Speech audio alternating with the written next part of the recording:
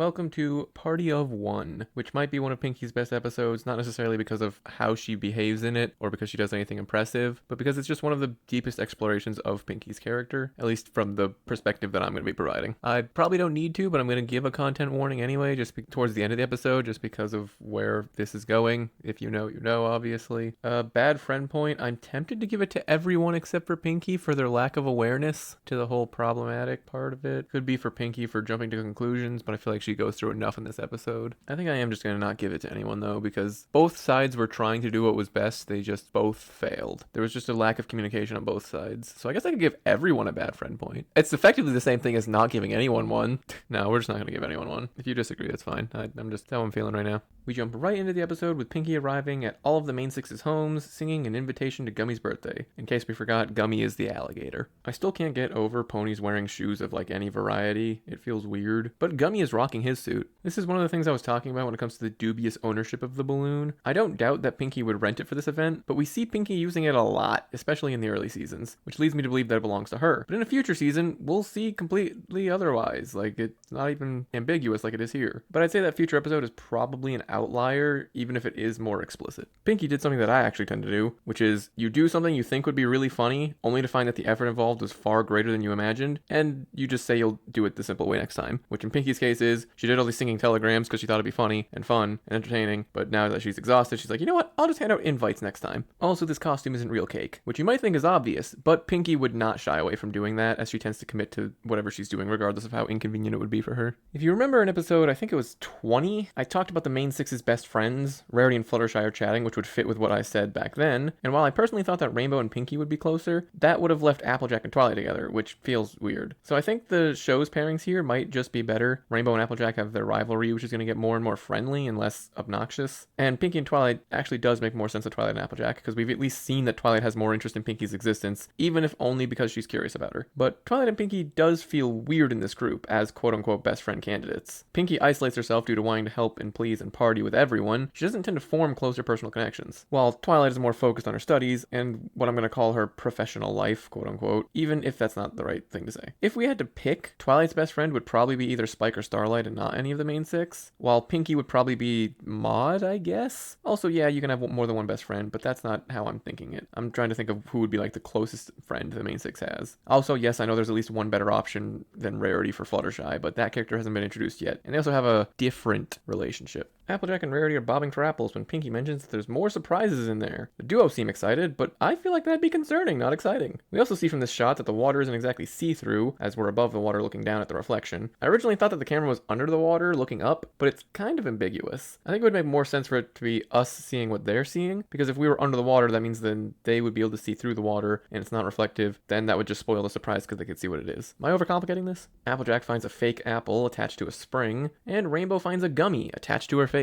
Applejack gives a chuckle while Rainbow looks embarrassed. Adorable. Rarity's enjoying some punch, but then she sees Gummy sitting in it and spews it into Pinkie's face. We now have 3 punch-related negligence in season 1, which isn't a lot, but it's weird that it's happened 3 times. Pinkie says the punch is Gummy's favorite, as Twilight looks on in horror, and Rarity is now receiving social pressure, from no one in particular, mind you, to continue drinking the contaminated punch. I mean, I guess she's pressuring herself just to make Pinkie happy, which is probably a good idea given what we see later. Of course, Rarity's reaction to such pressure and continued drinking goes about as expected. If you remember the first shot where I was having a ramble about the main six's relationship, Twilight was dancing with Pinkie. Then Pinkie leaves to go check on every pony, and Twilight is randomly walking behind Rarity to react to the situation, which is fine, because, time could have passed. But now Twilight's back to dancing with Fluttershy this time. While all the scenes are portrayed as sequential, it makes way more sense for there to be little time jumps in between them. However, Pinkie leaves to dance to the song that just came on before Twilight leaves the drink table, which means that Twilight dancing with Fluttershy has to be immediately after that scene, but that's not really possible since Pinkie wanted to dance to that specific song and left immediately, so she would already be here. They needed to use Applejack or Rainbow since they weren't in the scene, and the last thing they were seen doing was the whole apple thing, so they could have actually been over here doing something. Pinkie says that her parties are always great because her quote-unquote best friends are always there. It's like the show heard me rambling about my nonsense and wanted to correct me itself, so Pinkie considers all the main six her best friends. Well, I did say you could have more than one, guess Pinkie is the exception to what I was hoping for, though I would argue she's still closer with Maud, at least from the interactions that she has with her. And yeah, Pinkie just hip checks the pair of them into walls. Quote unquote best friends indeed. That's why the quotes are there. Everyone dances with Gummy! Even more adorableness! There's a lot of adorable in the beginning of this episode. It's gonna go downhill real quick. Actually, it won't even go down quick. It's gonna be a slow, painful drop. I'm not going to point it out again after this, but if you want to hate me, they reuse the same star constellation in basically every episode constantly. This is the same one I pointed out in the last episode. Pinkie, with a disheartened look and tone, asks if anyone wants to stay, as there is some cake left, before being turned down. They all give her their compliments to Pinkie's party skills and bid farewell. She then has a bad idea, and that's Pinkie's going to try to invite everyone to an after party for Gummy the next day, and she's using written invites like she said she would, which is a good detail. However, Twilight does something that every single one of them is going to do this episode and says, wait, this afternoon? Like, this afternoon? They're just all going to say it. Twilight comes up with the excuse of having fallen behind on her studies. Twilight. Falling behind on study. Yeah, she's never been very good at lying, but Pinkie chooses to believe it. Applejack says the same thing as Twilight, though her excuse is different. Also, they forgot to color the apple on this tree for some reason. Applejack says she has to pick apples. That's her excuse. The element of honesty is having a rough time lying, which, is expected. You might even be expecting me to criticize or complain about the element of honesty lying here, but this is a rare acceptable case of lying, as you'll see or you already know from the thing. Also, another apple they forgot to color back here. Did this happen in earlier episodes and I just never noticed? The show playing some ominous music as Pinkie stares Applejack down real hard. It proves that Pinkie must be feared. Rarity exploding Spike for child labor again. She has magic. She doesn't need to touch the trash to take it out. Ugh. She then proceeds to complain and roast him for smelling bad. Come on, Rarity, you can do better than this. What the heck are you doing? Oh look, Rarity is also saying the same thing as the others and has a new excuse. Said excuse being that she needs to wash her mane, but Pinkie said it was clean, so she dunks her head in the trash that she hired Spike to take out. We know things must be pretty serious when Rarity willingly does something like this. They must really hate Pinkie Pie. There couldn't be any possible other reason for this. Because of pacing, they decide to combine the Pegasi, who give the same spiel to Pinkie. Their excuse is also different. The pair say they're house-sitting, and Rainbow just draws a watch onto her arm in front of Pinkie and says they need to get going. Yeah, okay. Pinkie tries to get more information out of them to bring them cake, but Rainbow says that Pinkie probably doesn't know the guy, whose name is Harry. But as we know, and Pinkie knows, she knows basically everyone around Ponyville. The Pegasi decide to expand their lie over and over again. This entire bit is mostly just for laughs. None of the main six seem to be good at lying. However, while Pinkie seems to be buying into it, we'll see that she's a bit more perceptive than they believe a little bit later. Pinkie exposits to Gummy that the odds that all her friends would have something to do is kind of weird, and that the more she thinks about it, the more it seems like they're just making excuses. Though, funnily enough, because of how complex and expanded the Fluttershy and Rainbow Dash lie was, she actually believed that one the most. While Pinkie is literally shouting out of her window, Twilight is sneaking up to Sugar Cube Corner and somehow didn't hear Pinkie at all and is oblivious to her presence watching her from the window. Just like gamers, Twilight doesn't know how to look up. Gummy is a pet of many talents. Go Gummy, go Gummy, go, go, go Gummy, go Gummy, go. Go. Twilight actually spies the tin can phone that Pinkie was using to spy on them, and I guess doesn't think much of it, even when it attaches itself to her face. Huh. Oh, hey, look, it's Twist's house. Fun that they're using this backdrop again. Anyway, Pinkie is stalking Twilight. I think everyone except for Fluttershy, maybe Rarity, has committed stalking at this point. Twilight did it in episode 15, Applejack and Rainbow did it in episode 4, and now Pinkie's doing it here. Gummy isn't holding on to Pinkie here. She just stuck his limbs through her hair and the hair latches onto him and holds him in place. Adorable. So many adorable things in this episode. It feels kind of weird if I'm being real. The midsection of this episode is framed very spy movie-esque, with Twilight performing a handoff to Rarity. Most people probably understand what's going on here, even if you aren't that aware of the episode. Rarity mentions that Pinkie would ruin everything. Again, I should be criticizing, but we're getting closer to where all this is going. Rarity using her unique tail style in a creative manner like this is smart by her and the writers. Pinkie's disguise is great. Not sure where she got the hat or coat from, but she brought the glasses from home. Rarity meets with Fluttershy and they exposit that Pinkie wanting to throw a party today is ridiculous, and that their idea will be so much better, as well as confirming that they used excuses earlier, leading Pinkie to, I'm going to call it deflate. Pinkie is deflating, slowly. Not entirely sure why Rarity's tail is straight as a nail here, or why it has this massive black spot on it that disappears when the tail returns to normal. It's a weird animation error. Also, Rarity is the only one who actually takes discretion in transporting the box. Twilight just carried it on her back, and Fluttershy just carries it in her mouth. I love Gummy. But poor Pinkie is more sad than ever, thinking that people liked her parties when now she thinks they didn't, and they were faking it the entire time. Rainbow Dash immediately knows that the hay bale is Pinkie, which tells me this may not have been the first time Pinkie's done something like this. Gummy may have also given it away, but I don't know, his disguise is real good. Long Pinkie. Also, Rainbow, we already saw in episode 5 that Pinkie cannot be escaped. Not by you, at least. Yet, she will try to escape anyway. The cracks in Pinky's exterior are slowly forming, and her deflation has accelerated. She's starting to freak out and interrogate Rainbow about what's going on. She's also impersonating the tongue of the bell, which makes me question where she put the real one. Apparently the tongue of the bell, by the way, is called a clapper, which just sounds weird to me. Pinky's using her reality warping eldritch powers to full effect, and just Looney Tunesing all over Rainbow. She also grows suspicious of Rainbow's bag, and Gummy be looking extra chunky as well, because why not? After even more lies, Applejack, who's trying to keep Pinky out of the barn after Rainbow dashes into it, assaults Pinky by slamming the door on her face. Why? Pinky being genuinely angry is new and refreshing. We've seen her upset or disappointed, but this fury is all sorts of new. Oh wow, they also missed coloring 3 apples again. Well, 2 of them could be the elusive green apples on trees, but weird that they would only do it to that one tree. Pinky is once again venting to Gummy about how she'll uncover all their secrets and lies and know exactly what's going on. Pinky then claims she knows exactly who is going to tell her what she wants to know. So she kidnaps Spike and offers him a bunch of food in exchange for information. Gummy is also really smart and well trained. Pinky gives him Spike's tail and he latches onto it and holds it in place. Also, in case it's not clear, Pinky's mental breakdown is nearing its climax. Pinky actually maintains her anger and aggression while grilling Spike, who, as far as she's concerned, hasn't actually lied to her yet. In fact, he wasn't even invited to Gummy's birthday party, which is kind of messed up that she's come to him after the fact. She gets Spike to confess that he damaged another one of Twilight's books, specifically her book of Magical Mysteries and Practical Potions, which sounds like several different books that we've heard before, but I don't know if this one was explicitly name dropped. If it was probably in episode 9. Also, even Gummy is a little caught off guard by Pinky's aggression, because his eyes are usually super unfocused and not looking at anything, but they are laser focused on Pinky right now. Spike also confesses to using all of the hot water in Ponyville. Jesus, because he took an 8-hour bubble bath. Wait, how does a bath use that much hot water? He must have filled the tub and then opened the drain and then left the water running so it would drain while also refilling to keep the water hot and fresh? That's dedication, and also really wasteful. Pinky finally verbalizes her thoughts, and it reveals an insecurity. Quote, "Tell me that my friends don't like my parties and are avoiding me because they don't want to be my friend anymore." End quote. Here, Pinky's need for validation is on full display, as well as some fun insecurities. Say fun loosely, obviously. Or maybe it's better to call it a dependency. She needs her friends or to have friends in general to avoid having a mental breakdown. If she doesn't make ponies happy or have ponies around that make her happy, well, we get this. Pinky effectively regressing back to her life on the farm, which, as she said herself, was full of no smiles, no happiness, and no joy. When her hair is straight again like this, she really does resemble her family, which makes the pigmentation even more strange. Anyway, as a part of her mental collapse, she throws a party for Gummy with 4 new guests. First is Mr. Turnip, and I wish I could capture every facial expression Pinky makes in this sequence, but there'd be way too many. To prevent a full mental collapse and major depressive episode, Pinky's effectively crafted friends for herself to bring joy to. If she didn't do this, she might actually neglect her own care, or even worse, commit some form of self-harm. They toned down the more serious potential outcomes here to keep it kid-friendly, but the tone and framing of the entire sequence is a literal descent into madness, and could very easily, and probably intentionally so, be read as the way I stated. I'll add these frames of Pinky tweaking out, as this happens numerous times in this scene.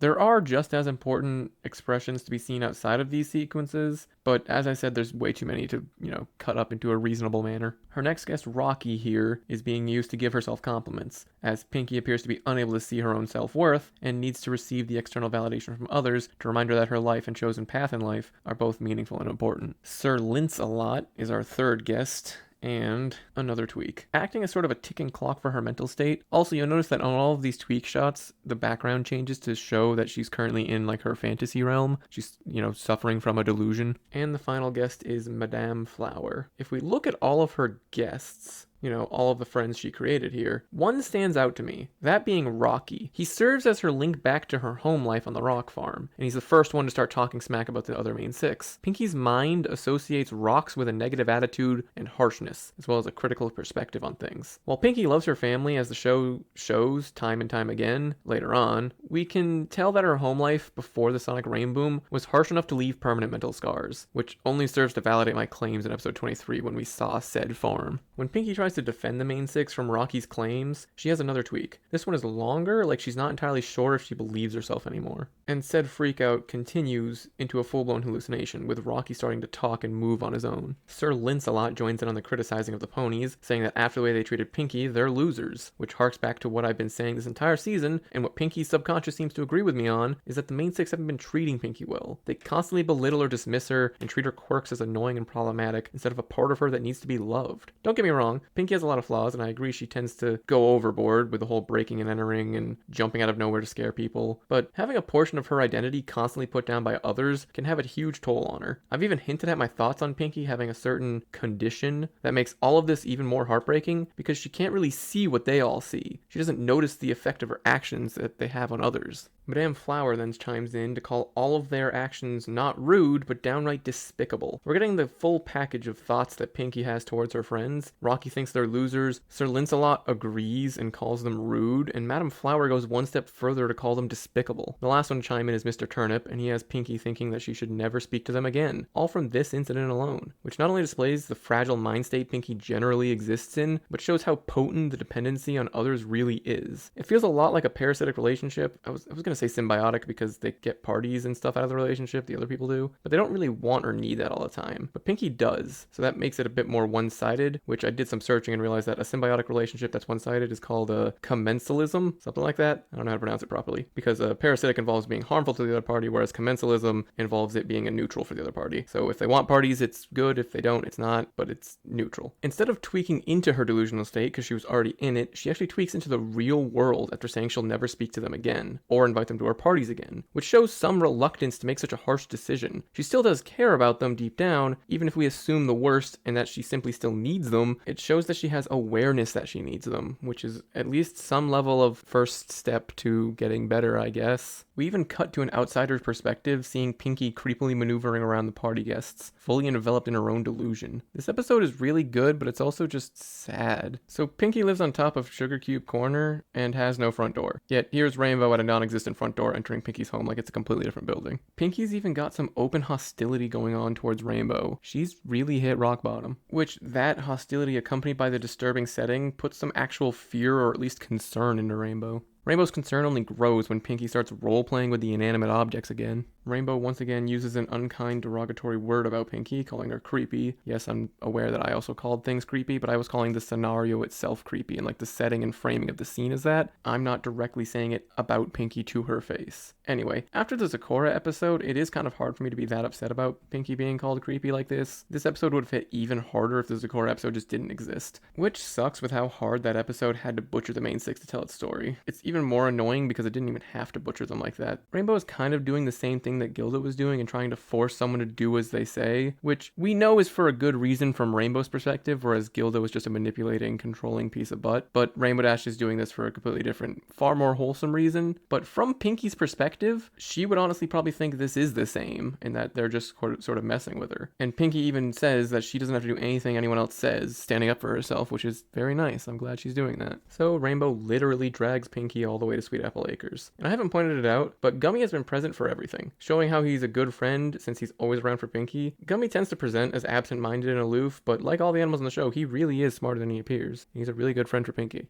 Oh wow, a surprise party! How nice! I bet Pinkie's going to be immediately all better and won't suffer any permanent scarring from this incident. If you ask me, out of all of the main six, who scared me the most, it's definitely Pinkie. Like, it's not even a contest. Fluttershy, and by extension the main six as a whole, failed to actually understand Pinkie. They didn't expect her to go down this rabbit hole, showing that they haven't had any real heart-to-hearts with her, showing that they really didn't think about her feelings, likely not thinking that she ever had any outside of happy and funny. The happiest and funniest people generally have the largest amount of demons they're dealing with. It's hard to get people like Pinkie to talk about these things, and yes, I know it's never as simple as we want it to be. Pinkie exclaims that of course she's not happy to attend her own farewell party as they kick her out of their lives. Applejack questions how she thought they didn't like her anymore, and Pinkie says it's because they were avoiding and lying to her all day, which is a fair perspective, and honestly I would probably wait for it to be a more regular occurrence rather than just a one-off before jumping to conclusions, but as I've said, Pinkie's mental state is apparently far more fragile than anyone realizes.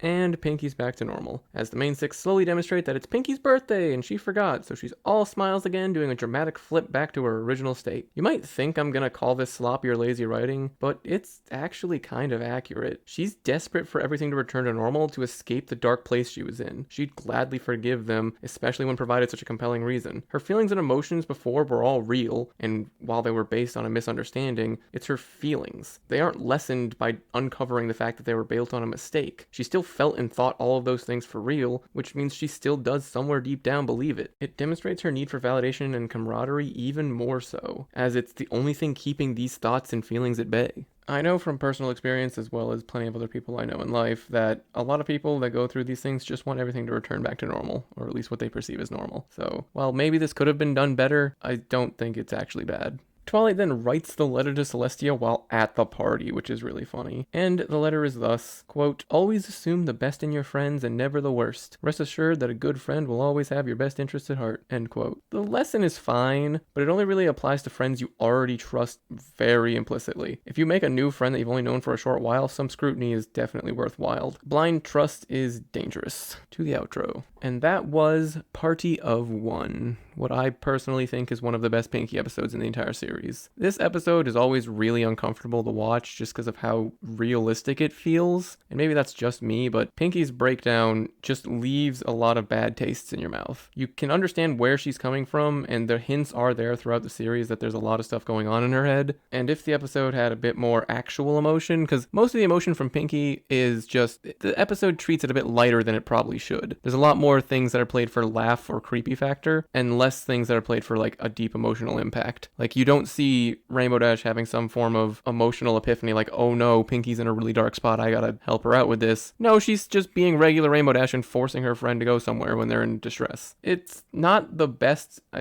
was hoping it would be the first like 9 or 10, but I think it's just gonna stick at 7. I did like the singing telegram and stuff at the beginning, so it did have a fun song, but there wasn't really anything deep to it. It was just an invitation to a party. Yeah, I think it's falling slightly below the other 8s, so I don't think I'm going to be able to put it with the 8s. I do still really like this episode, and I hope that I'm forgetting a really good Pinkie episode in the future, because I don't want it to go too much downhill from here, though it probably will. So yeah, 7 out of 10. See y'all later.